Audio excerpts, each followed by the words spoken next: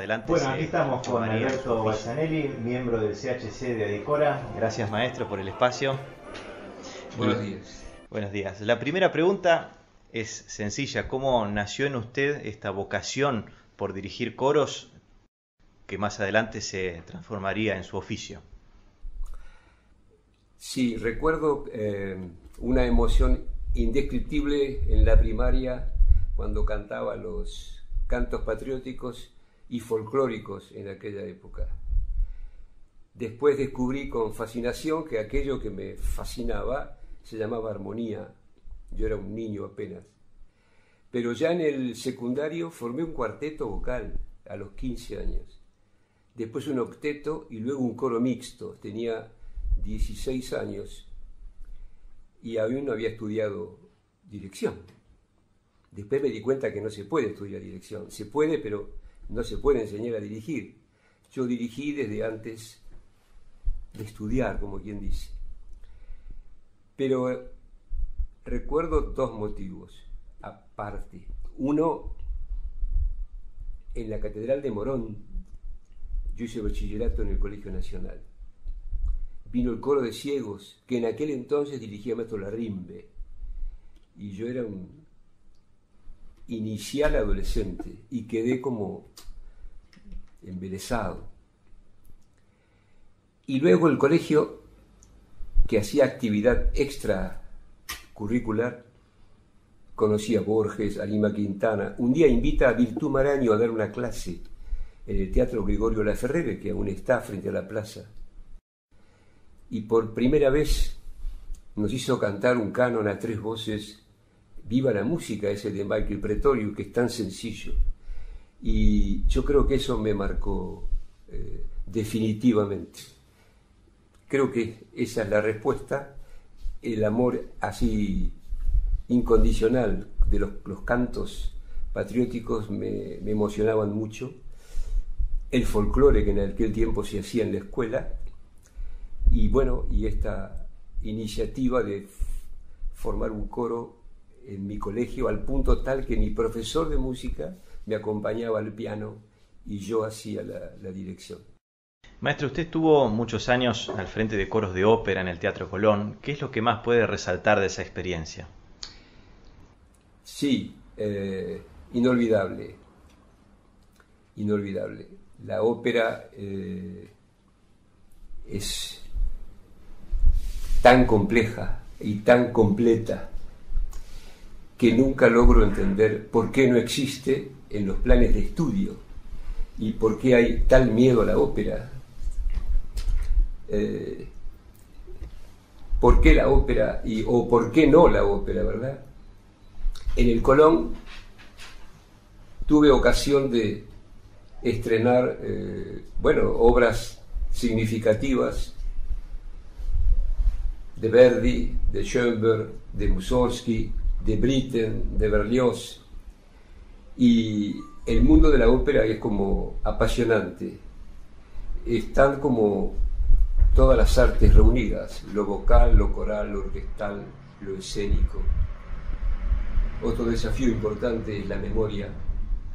No podemos ir con el libro al escenario y se canta a memoria en inglés, en ruso, en checo, en polaco, en italiano, en francés, en alemán. Apasionantes los ensayos con los grandes maestros. Tuve el honor de trabajar con Leitner, con Barenboim, con Guitois, con Bedford, con Michel Corbeau, con Richter. Y bueno, he trabajado con Krauss, con Pavarotti, con Domingo, con Viggy Nilsson. Es decir, fue una época maravillosa y le estoy muy agradecido al teatro. Fui el primer argentino director del coro estable. Creo que el más joven, tenía 28 años cuando ingresé al Colón. Y lo dirigí en 3 oportunidades durante 40 años que estuve en el teatro hasta mi retiro en el 2008. Muy agradecido de haber hecho semejante experiencia con una música excelsa. Maestro, ¿cuál fue la obra más difícil que le tocó armar? Casualmente, mi debut en el Teatro Colón, 1970, el Moisés y Aarón de Schoenberg, dodecafónica, una dificultad increíble y de un resultado maravilloso. Luego, posiblemente el Peter Grimes de Britten, eso fue con Stuart Bedford, que fue alumno de Britten y dirigía luego la orquesta de cámara Britten en Inglaterra. Eso fue en 1977. Y quizá también, no por la dificultad musical, sino porque fue la primera vez en ruso el Boris Godunov de Mussorgsky. O sea que Moisés y Aarón, hablamos de ópera. Peter Grimes, Boris Godunov. En Sinfónico Coral, el Canticum Sacrum de Stravinsky nos sacó canas verdes, como se dice. Muy, muy difícil, muy árido. Quizá más difícil que las bodas de Stravinsky. Y las turbas de Ginastera, fue terrible también de preparar. Un Ginastera totalmente diferente al de las canciones para piano o a las lamentaciones de Jeremías. Árido, duro, difícil, doble coro, triple coro, grandes saltos, dificultades de afinación para tomar notas, pero bueno, también con un gran resultado. ¿Hay algún director de coro del mundo actualmente al que usted admire? Me gusta mucho Wittek como compositor y como director, más allá de que parece un galán de cine y que tiene todo el aparato, digamos, productivo para hacer lo que hace. Me gustan los directores que no mueven los brazos para hacerse ver, sino solo que dirigen la música. Es decir, el director que solo marca el tiempo es un solfeador, ¿cierto? En cambio, él tiene esa característica de dirigir solo la música. Está bien que en general dirige sus propias obras, en donde, bueno, es quizá un poco más sencillo para él, o no. Muchas veces dirigir nuestras propias obras es más difícil que dirigir las de otros. Y por supuesto, de los que ya no están, Robert Shaw, con el cual hice aquellos dos famosos cursos del Collegium Musicum en el 64 y el 65, cuando ustedes creo que no habían nacido. Gran director, realmente, y una persona fantástica. Es como que la vida de muchos de nosotros fue antes y después de Robert Shaw. Nos dio vuelta la cabeza lo que era la música coral, los ensayos, el análisis de las obras. Así que fue, digamos así, una gran figura de la dirección. Había mencionado la palabra arreglador. Últimamente en Argentina ha crecido este rol y quería preguntarle qué tan cercano es el arreglador al compositor. ¿Hay un poco de compositor en el arreglador o son cosas distintas? Sí, sé que el tema se ha instalado con cierta problemática. Hay una diferencia entre el arreglo coral y la versión coral. Si el arreglo coral lo puede hacer un conjunto folclórico y suena igual, es que no es para coro. O lo puede cantar un coro, pero le falta la coralidad que tiene una versión coral que un conjunto folclórico no podría hacer. Claro. Creo que está claro. Sí. Para dar algunos ejemplos. Versión coral, que fue lo que se hizo siempre, como lo llamábamos, era Barraquero, Vallesi, Gretzer, Valenti Costa, el mismo Boero, Maistegui. El otro, el Dum Dum Dabadá, puede ser interesante, pero cuidado que se acerque o no a la coralidad palabra que ni siquiera podía definir, ¿cierto? Es decir, ¿qué es coralidad? Pero uno se da cuenta que las obras originales para coro, que lamentablemente están desapareciendo poco a poco en los programas y están siendo reemplazadas por esto que tú llamas arreglos corales, ojo que hay arreglos fantásticos, sea de un tango, de una samba, no estoy hablando de forma peyorativa, sino que la música original para coro no hay que abandonarla. Y hay hoy mucho Grau, mucho Guastavino, mucho, como se dice, del mismo Gretzer, Celia Torrá, que no se hacen. Perceval, obras maravillosas para coro que se han dejado de hacer. Por eso yo hice una lista hace unos años en el Congreso de Mar del Plata, el repertorio coral cuasi olvidado, ¿cierto? Y les entregué a los directores una lista de 40, 50 obras que están aquí en mi casa, ¿cierto? No obras teóricas, obras que puedo ofrecer a cualquier director, que no se ven más en los programas y que además son de autores argentinos. Y el autor argentino antiguo y que ya no está, merece ser recordado, porque gracias a ellos tenemos hoy el movimiento coral en la Argentina, que es tan importante. Hablando de ese movimiento coral, usted ha viajado por todo el país a dar cursos, talleres, estrenar composiciones suyas. ¿Cómo percibe actualmente la actividad coral en Argentina? Hay coros históricos que, por suerte, se mantienen muy vivos y muy entusiastas. Eso habla muy bien de los directores. El coro es su director, decía Robert Shaw entre algunas de sus máximas. Director nervioso, coro nervioso; director seguro, coro inseguro; director enojado, coro enojado; director sonriente, coro sonriente. Director que dirige a memoria, coro que canta a memoria. Es decir, el coro es su director. El director le da la impronta. Hay muchos coros nuevos, que también eso habla bien de la actividad coral. El nivel desparejo existió siempre. Están los coros profesionales, que son pocos, y muy buenos coros amateur, que hay muchos ahora, no solo los que ganan concursos internacionales, que son muchos también. Ese es otro tema, concurso o festival. Pero el déficit está quizá en la parte vocal y principalmente en que la gran mayoría de los coros amateur tiene un porcentaje enorme de gente que no lee música. Y eso atrasa el aprendizaje y debilita el resultado final. Esto viene de lejos, porque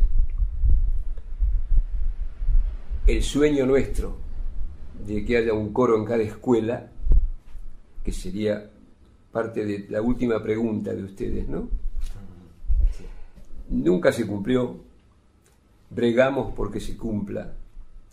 Y si la música es un idioma, como el inglés, el chino o la informática, ¿por qué un niño de 6, 7 años no puede leer música igual que habla en su casa el español, el italiano, el inglés, o ahora aprende computación? Y con ese bagaje de lectura musical, luego los coros tendrían facilitado mucho el camino. Concluyendo, la actividad está creciendo. Tenemos que cuidar la calidad. ¿Qué opina de la interacción del género coral con otras disciplinas artísticas o la fusión con otros géneros? Bueno, lo que ahora se inventa acá como coralografía, lo hacía Frank Puller en Long Beach, en California, en 1975. Él tiene un librito, yo era muy amigo de Frank Puller, gran director, gran maestro, y él ahí mismo en el prefacio de su librito dice que ya los griegos hacían coralografía. El coreuta griego era más bien así de teatro y hacía sus movimientos y todo. Resumiendo, si yo voy a un concierto y lo que veo distrae la música, no es bueno para mí. Uno va a escuchar el coro. Si los movimientos están muy estudiados en los momentos precisos y colaboran con la relación texto-música, puede ayudar a que el público vea un buen audiovisual. Pero mover los pies por mover, las palmas por mover, las manos y los brazos, mientras lo que se escucha es otra cosa, es muy duro. Es mejor no perder lo hermoso que es cerrar los ojos y escuchar un coro con los ojos cerrados. Es una maravilla, una experiencia que siempre trato de insuflar en el público o en los talleres que doy, cerrar los ojos. También hay conciertos que se cantan cuadros, por ejemplo. Está la pintura y el coro canta impresionismo, porque bueno, el cuadro es de Degas, de Monet, de Manet, ¿cierto? O del primer Picasso. Eso también sería otra interacción. Todo vale, depende del nivel con que se haga. Los coros de óperas también bailan y cantan y se mueven. Y eso es interacción. O sea, no siempre están quietos con la espada en la mano. El coro de los peregrinos Tannhäuser de Wagner entran de rodillas cantando, y el coro de Fidelio de los presos, cuando salen a la luz, la libertad, hacen el Auvergelust, unos movimientos fantásticos, ¿cierto? Y difíciles de cantar de memoria, con el director lejos. Eso también es interacción. La ópera es interacción. Se baila, se canta, se danza, cantan de espaldas, de rodillas, inclinados, en un plano inclinado, con máscaras, sacarse la máscara, ponerse la máscara. O sea, toda interacción es válida, siempre que tenga la altura. Si no, distrae la música. Una pregunta académica. ¿Cómo percibe hoy la formación coral en nuestro país? Bueno, yo hace un rato dije que no se puede enseñar a dirigir. Y lo voy a ejemplificar. No solo por mi caso, que empecé a dirigir desde muy joven.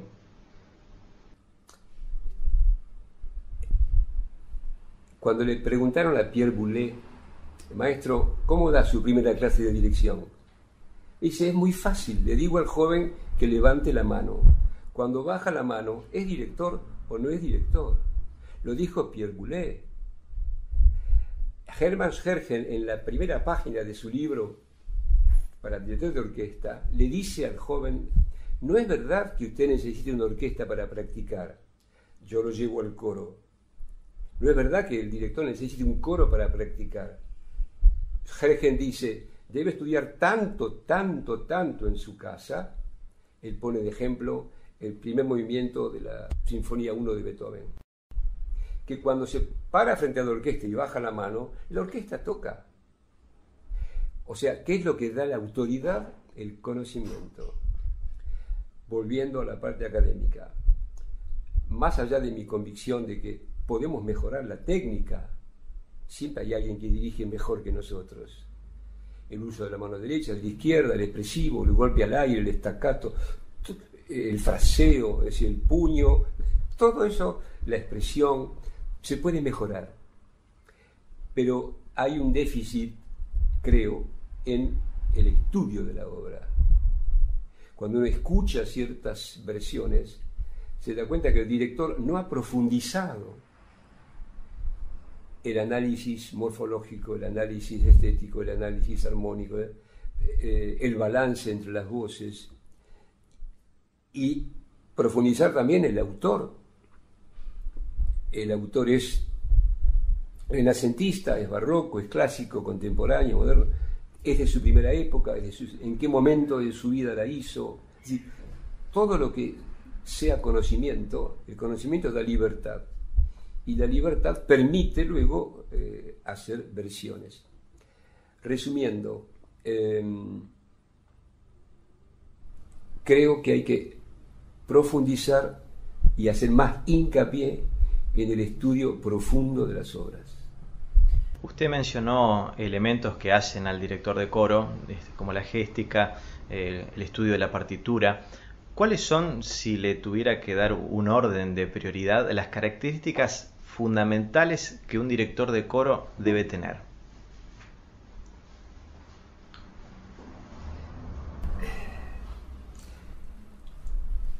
Bueno, primero, personalidad. El director no puede evitar transmitir su impronta personal al coro. No vamos a repetir el concepto de hace un rato. Pero si toca el piano, mejor, o el órgano, como quien dice. El teclado le da al director una facilidad de reducir partituras al piano, de acompañar al coro mientras trabaja, lo cual no significa que haya directores de coro que no tocan guitarra o flauta y son muy buenos directores. No estoy hablando en forma peyorativa del que no toca el teclado. Digo que el que toca teclado, órgano, piano, tiene puntos a su favor para ganar tiempo en la preparación. Si bien es cierto que lo más importante es la representación mental. No es necesario el piano para estudiar. El director que necesita el piano para estudiar es porque no tiene la representación mental de los intervalos. Tener buen oído, no es necesario el oído absoluto, yo no lo tengo, muy pocos lo tienen, lo tenía Drago, Calderón, Guastavino. Yo soy un niño en el coro del Colón que se tuvo que retirar porque tenía oído absoluto, y como los niños míos cantaban con música, el niño no podía cantar un fa si veía un sol, y me dijo: maestro, no puedo, y se fue del coro porque los niños cantaban con voz impostada y yo transportaba las obras 1, 2 y 3 tonos más alto, porque los autores nuestros escriben para los niños muy grave. Tener buen oído y mucha capacidad psicológica frente al grupo. El director de coro es una especie de buen sacerdote, en el sentido que todo lo que dice y lo que hace es como que el coro lo palpa y lo asume.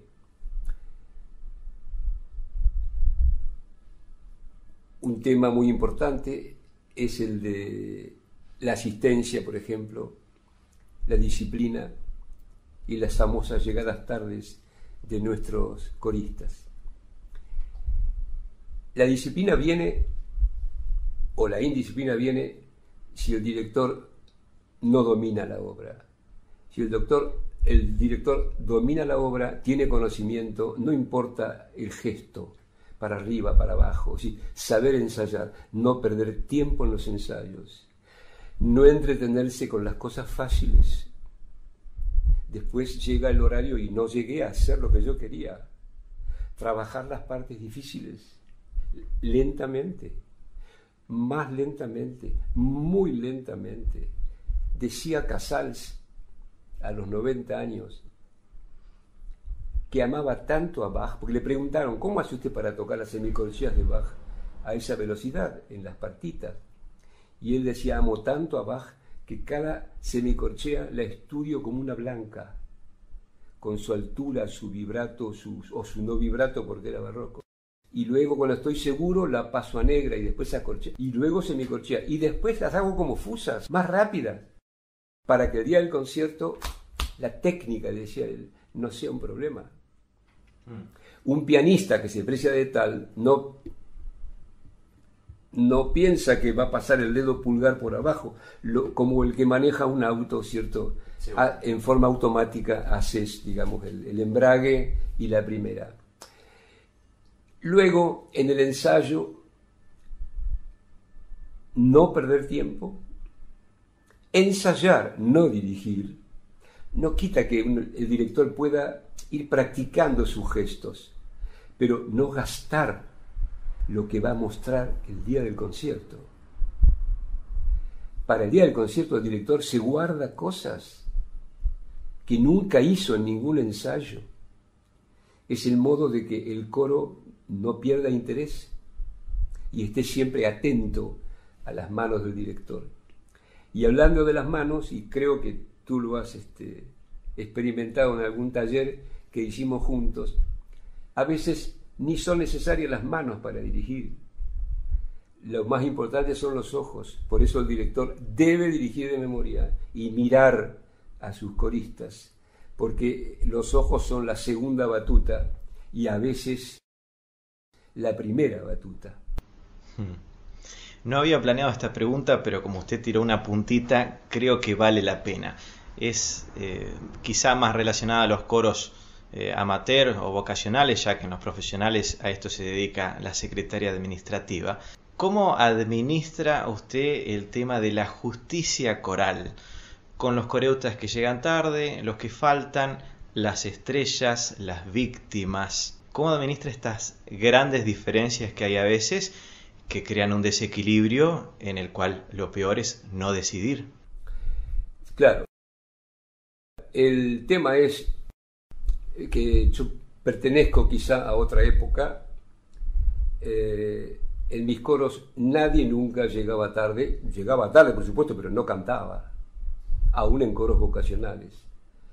El último en llegar es el director, y si el director se lo propone, lo logra, y le hace entender a la estrella del tenor, a mí me ha pasado, que sin él el concierto se hace igual.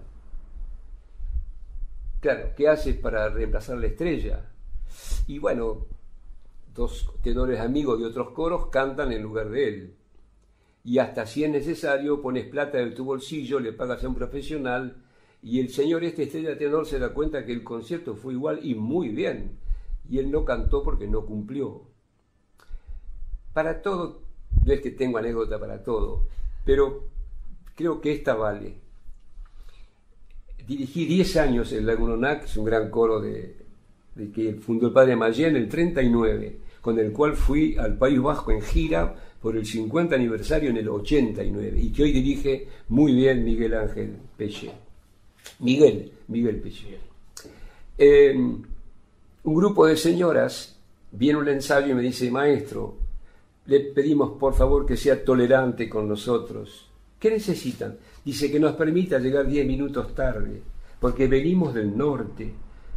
Digo, ¿vienen de Santa Fe? No, del norte, de Belgrano. De Belgrano a la calle Piedras al 600, que hay que atravesar toda la ciudad.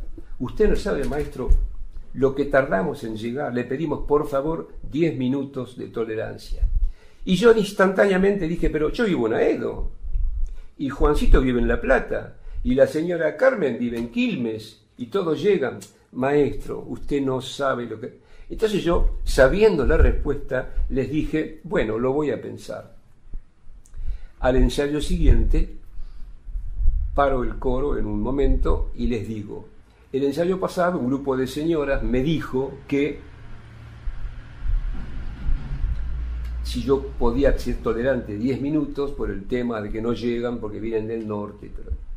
Y entonces, ante expectativa del coro, dije, bueno, digo, he resuelto no 10 minutos, 15 minutos. Bravo, no, un momentito. Desde el jueves que viene, el ensayo de las 19 empieza a 19:15.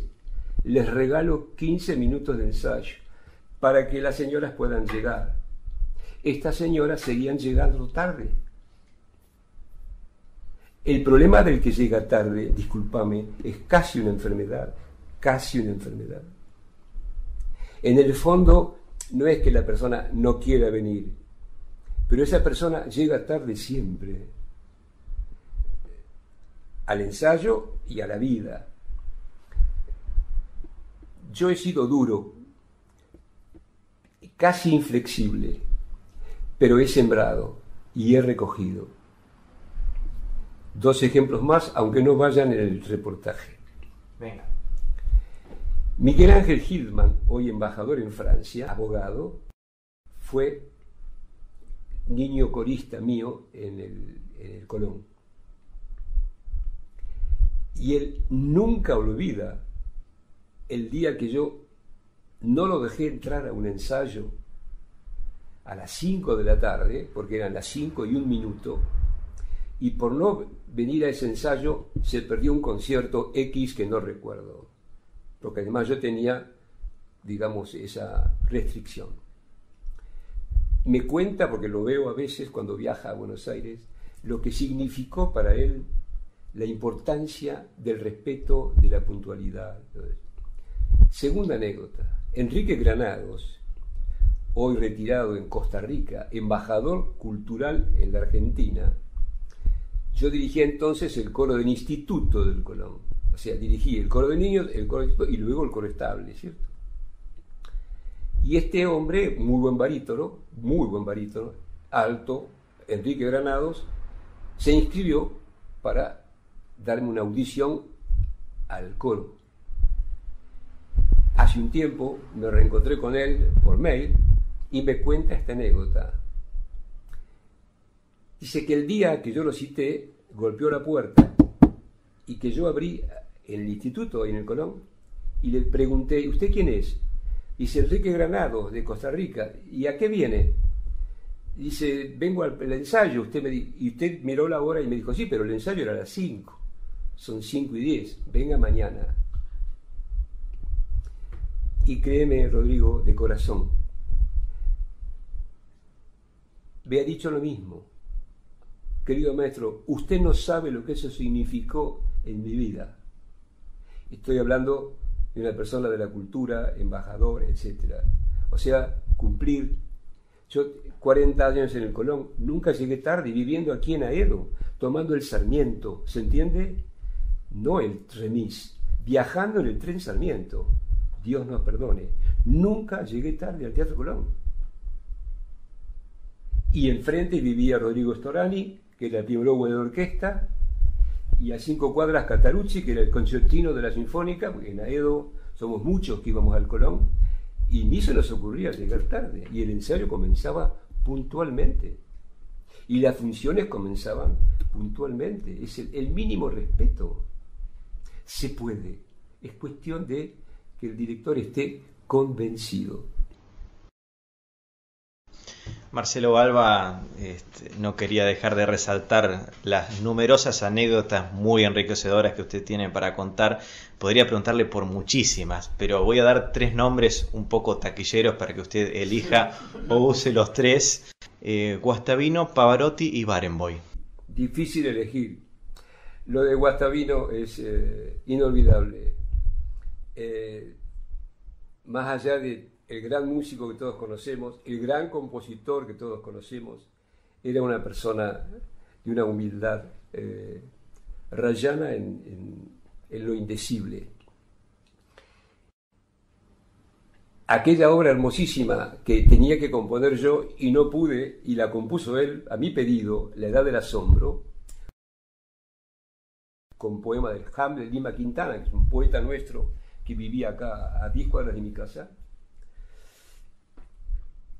Antes de hacerla con el coro del Colón, la hice con el coro de niños de la Escuela 23, un coro de niños con el cual cantaba Palestrina, Victoria, Di Lasso, Si la nieve resbala, Riu Riu Chiu y La Edad del Asombro de Guastavino. Y el maestro Guastavino vino a Edo a tocar en la escuela, en el piano vertical, en el salón, y ahí estrenamos La Edad del Asombro. Una fiesta. Todo el mundo llorando, una obra hermosísima, unos poemas preciosos. Termina el concierto, me doy vuelta para saludar y el público, aplauso, ¿cierto? Giro otra vez para que él salude y no estaba, se escapó por la ventana, se fue del colegio porque no admitía aplausos, no le gustaban los homenajes. Años después, ya en el Colón, volví a hacer la obra con el coro de niños y él vino a San Juan con nosotros, al auditorio de San Juan, y nos acompañó en el piano. Yo hice una parte a capella, una parte de coros de ópera, con él al piano, un lujo. Y luego la Edad del Asombro, por supuesto. Cuando termina el concierto, por eso digo que no se puede enseñar a dirigir, yo tenía un bis. El público no se iba. Está el auditorio de San Juan repleto de gente. Y hice el bis que tenía. Y el público no se iba. Eran ovaciones. Me acerco a Maestro Guastavino y le digo, ¿qué hacemos? Y él me dice, usted me contó de ese niño. Yo tenía un niño en el coro, Sergio Bechavjian, hoy es abogado en tribunales, que me imitaba a mí, tenía 7 años, era el hijo de un clarinetista, Bechavjian, de la Filarmónica. Me imitaba a mí, agarraba el diapasón y dirigía el coro. Y yo lo pesqué un día en una reunión. Y entonces me acerqué en pleno concierto, le di el diapasón y le dije, Sergio, ¿quieres dirigir? Sí, maestro. Salió 7 años, tomó el diapasón, le dio la nota al coro y dirigió algo sencillo. Creo que era el Gloria de Dono, el de Atos Palma o Si la nieve resbala. Tampoco era, ¿no? Bueno, de memoria, o sea que no se puede enseñar a dirigir. ¿Pavarotti? No, lo de Pavarotti es muy simple. Él era muy, digamos, compañero, ¿cierto? Dicharachero pero estábamos haciendo la bohème en el Colón y cada tanto los cantantes salen del escenario. Y yo, cuando él salía, notaba un movimiento raro. Entonces, como yo tampoco tenía nada que hacer, porque el coro no estaba en escena, me acerqué a él y el asistente le estaba dando hielo, chupaba hielo al salir del escenario, en plena función. Y le digo, Luciano, ¿cómo chupas hielo? Y él me contestó, Alberto, dice, ¿esto no es un músculo? ¿Qué hace cuando un músculo se inflama? Le pones hielo. Si tengo la cuerda inflamada, le pongo hielo. Y chupaba hielo durante las funciones. Un personaje. Lo de Barenboim suena como a... No quiero que suene a petulante, pero bueno. Hicimos la 9ª sinfonía. Y casualmente yo dirigía el Lagunonac, ya había vuelto de Caracas, donde tuve aquel famoso problema de salud, y ya el coro no estaba, yo mismo no estaba con todas las fuerzas, y me di cuenta que el coro era flaco para la 9ª con Barenboim y la Staatsoper de Berlín. Entonces invité a Vallesi, que vino con el coro universitario de Mendoza, y entre los dos hicimos una masa coral fantástica. Vino Barenboim al piano en el Centro Español, el Club Español, ahí en la calle Irigoyen. Tenía 2 ensayos al piano, hizo uno solo, no corrigió nada musicalmente, quedó encantado. Hizo una pequeña observación del idioma, a nosotros nos cuesta mucho la E, que ellos las hacen abiertas, Brider, esas cosas así para que sea más alemán. Y dijo, nos vemos en la orquesta. Esto era en el Luna Park, con 8 o 10 mil personas y amplificación. Yo voy a ese ensayo con mi partitura de bolsillo. Y él estaba ensayando con el coro atrás y cada tanto paraba y me decía, Alberto, ¿cómo se oye esto? Mira, Daniel, está bien el tenor así, la soprano, un poco más el coro, cuidado los violines. Y yo lo ayudaba, o sea, sin decirme él, pero me transformé en su ayudante de sonido, porque él confiaba en que yo lo iba a colaborar. Hasta que llega la marcha de los hombres con el tenor. Pum, pum, pum, pum. Tarán, tiri, tarán, tiri. Y la verdad se escuchaba bastante mal, muy desfasado. Hablamos del audio, ¿no? Del sonido. Entonces paró, me dice, ¿y esto? Y le dije, o es mucho el tenor o es poco el coro, pero no van juntos con la percusión. Digo, bueno, ven a dirigir, yo voy a escuchar. Yo tenía tales nervios porque, bueno, ¿quién no conoce la novela de Beethoven? Entonces empecé a buscar en mi partitura de bolsillo dónde estaba la marcha.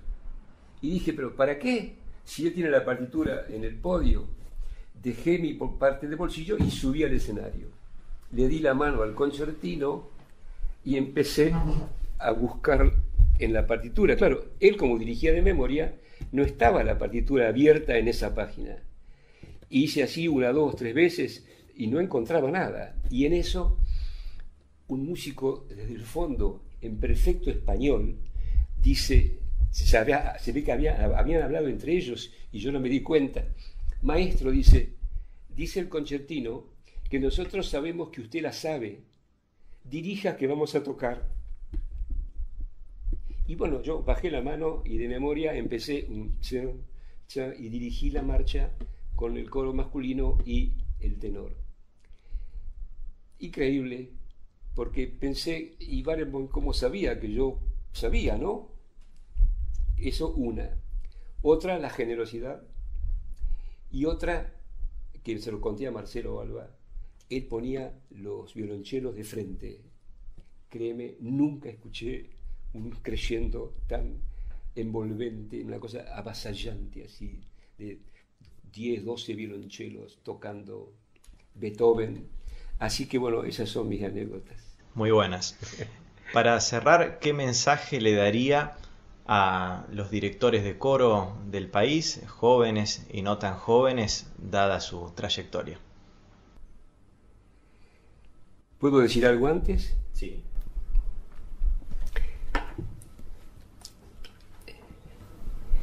En la calle Pisurno, en el Palacio del Ministerio de Educación, están los programas de música de la Argentina desde 1875 en las escuelas primarias del Estado.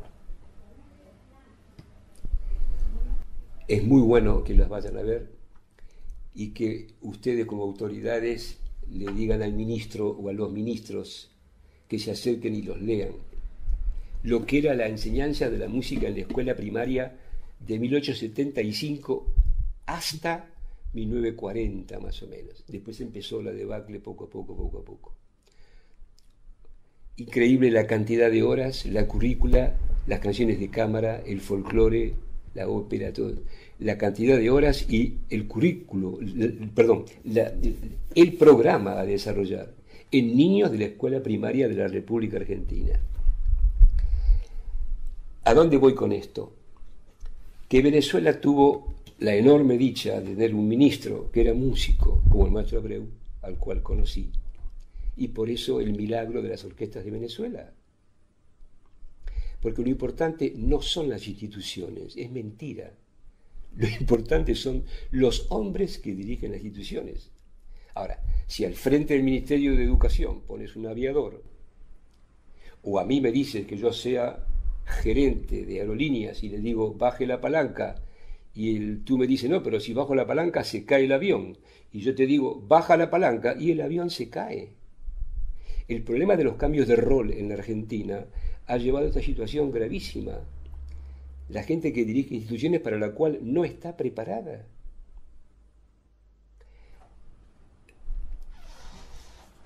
La otra pregunta era de algún... Bueno, dar consejos sin que lo pidan no es muy bueno. En general, yo aún así no hago devoluciones, por ejemplo, en los concursos,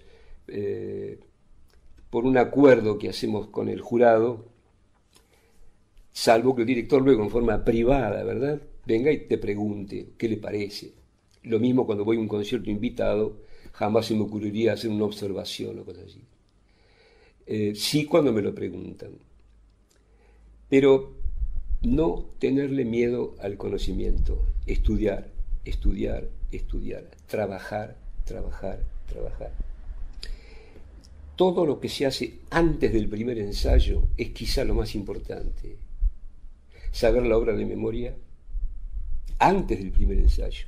No memorizarla junto con el coro, no.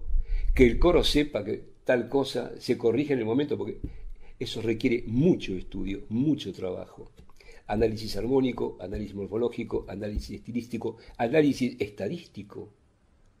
Vos dirás, ¿por qué estadístico? Y Morten Lauridsen hace un lead en donde no hay un acorde en estado fundamental. Son todos en primera o segunda inversión. Yo, director, digo, ¿qué significa esto? Que él no quiere asentar una fundamental. Entonces, la interpretación de un lead de Lauridsen, de Morten, digamos, que no tiene acordes fundamentales, me da una idea de que tiene que ser, como dice el francés, soufflé, ¿no? Así, como más en el aire, por ejemplo, o la cantidad de cuartas que hay en una canción religiosa de Stanford, que diría, bueno, ¿qué significa que Barzanelli cuente que hay 34 cuartas? Pero si hay 34 cuartas en un motete que tiene 2 páginas, es porque la cuarta es muy importante para el autor. ¿Me explico? Sí. También lo era para Bach y para Piazzolla, porque el tango nuestro termina pum, pum, en una cuarta. Estudiar, trabajar y trabajar. Con una anécdota terminamos y vale para lo que me estás preguntando. Esta se le olvidó Marcelo Balba.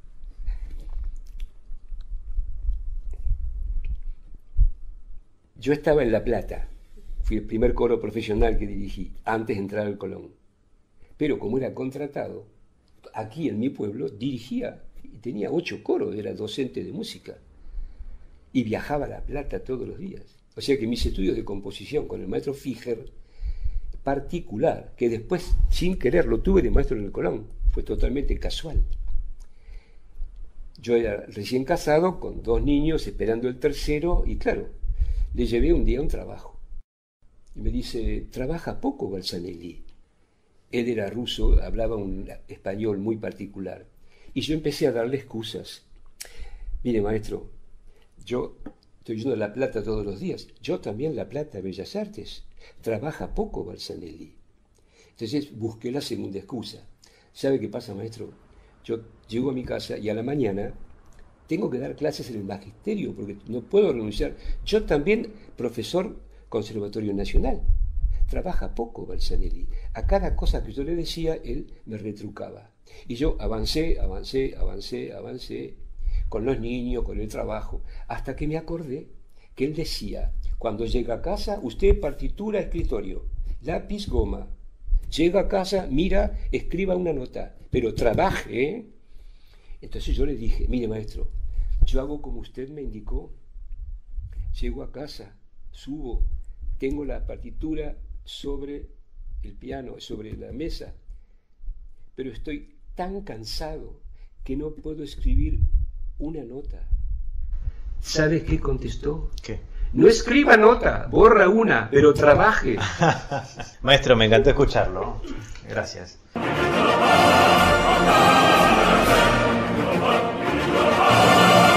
Esto es Entrevistas al CHC de Adicora.